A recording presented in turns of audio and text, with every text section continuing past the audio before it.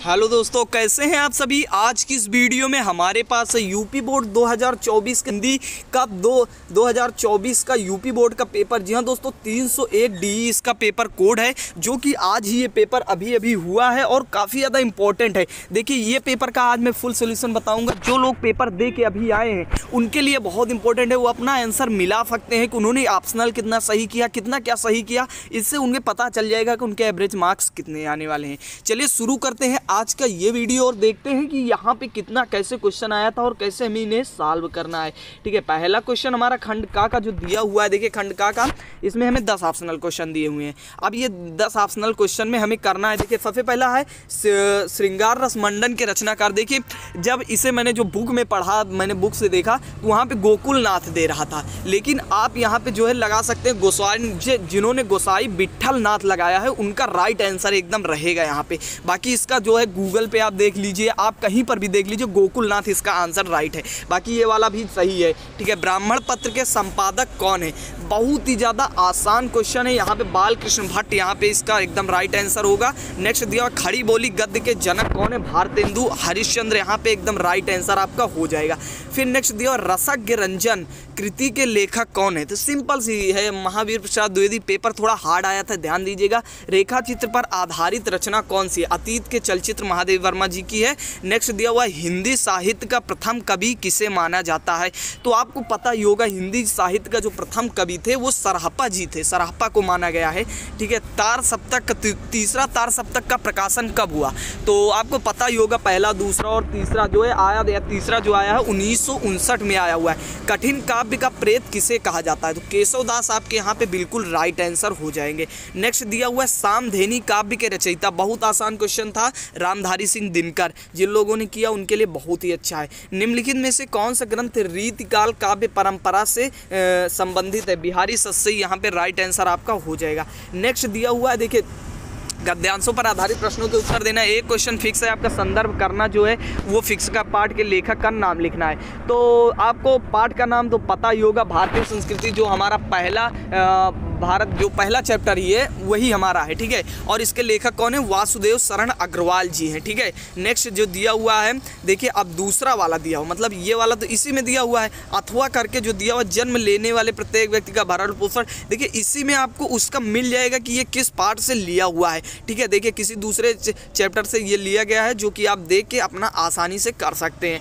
ठीक है, नेक्स्ट दिया हुआ कृपा निदान सुजान शंभु हिय की गति जानी सिद्धिये शीस पर बाम कार्य करके मन संजू। देखिए, ये वाला भी आपका जो है गद पद्य से लिया गया है। पद्य वाला आपका करना है, जो काव्य हैं उसमें से लिया गया है, और इसको आपको देख के कर देना है। ठीक है, नेक्स्ट सावधान मनुष्य। देखिए, बहुत ही सिंपल सा, यहाँ पे रामधारी सिंह दिनकर का जो चैप्टर है उसी में से ये अभिनव मनुष्य में से लिया गया है। सावधान मनुष्य, विज्ञान है, तलवार तो फेंक दे। सिंपल सा क्वेश्चन था, आपका आसानी से हो जाने वाला था।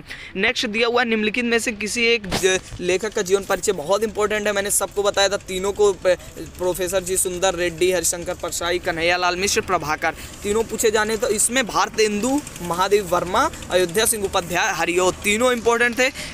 ये वाला कर ले होंगे आपने। पंचलाइट कहानी के प्रमुख पात्र का चरित्र चित्रण।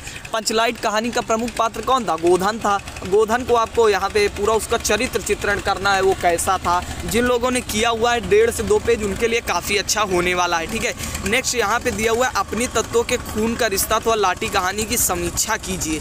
ठीक है, अब यहाँ पे जिन लोगों ने ये वाला क्वेश्चन, तो लगभग लोगों ने नहीं किया होगा, क्योंकि ये वाला क्वेश्चन जो है थोड़ा हार्ड आ गया था। यही वाला लगभग लोगों ने किया होगा। ठीक है, नेक्स्ट दिया हुआ है स्वपठित खंडकाव्य के आधार पर किसी एक खंडकाव्य के प्रश्न का उत्तर दीजिए। आप देखिए, आपके जिले के हिसाब से, आप देखिए कई जिलों में पेपर डिस्ट्रीब्यूट होता है। जो भी आपके, किसी में रश्मिरथी होगा, किसी में श्रवण कुमार होगा, किसी में आलोक वृत्त होगा, और किसी में मुक्ति है। ऐसे ऐसे करके जो भी आपके जिले में है वो वाला कर लीजिए। देख लीजिए, मैं सारे दिखा दे रहा हूँ, क्योंकि अब ये वाला किसके कौन से जिले में ये मुझे नहीं पता है। नेक्स्ट दिया हुआ है, देखिए यहाँ पे जो है संस्कृत, भारतीय संस्कृति, संस्कृत भाषा या महत्व, जो भी भारतीय संस्कृति जैसा भी आपका जो चैप्टर है उसी में से आया हुआ है। पहला चैप्टर बहुत इंपॉर्टेंट है, उसी में से हर साल पूछा जाता है।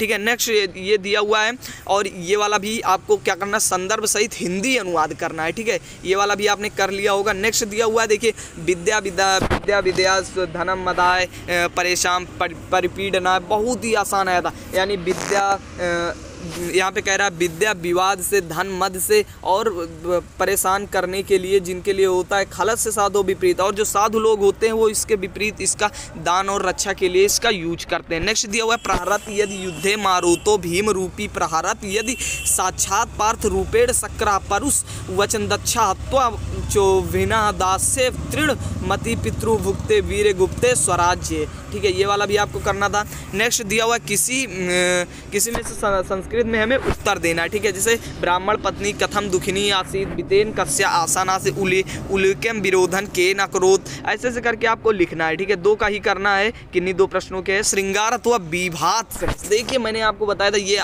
ज़्यादातर अलग अलग पूछ लिया जाता है। विभात से आ गया था। अब ये वाला तो किसी ने, मैं बताता हूँ, कोई एक ही लड़का होगा जिसने किया होगा 1% ही, बाकी सब श्रृंगार रस को ही लिख किया। लेकिन जिन लोगों ने विभात से लिखा होगा उनको फुल नंबर मिलने वाला है। ठीक है, क्योंकि ये एक जान लीजिए बहुत रेयर आया हुआ है, जो एग्जामिनर पाएगा वो इस पे फुल नंबर देगा। थोड़ा गलत भी लिखा होगा तब भी।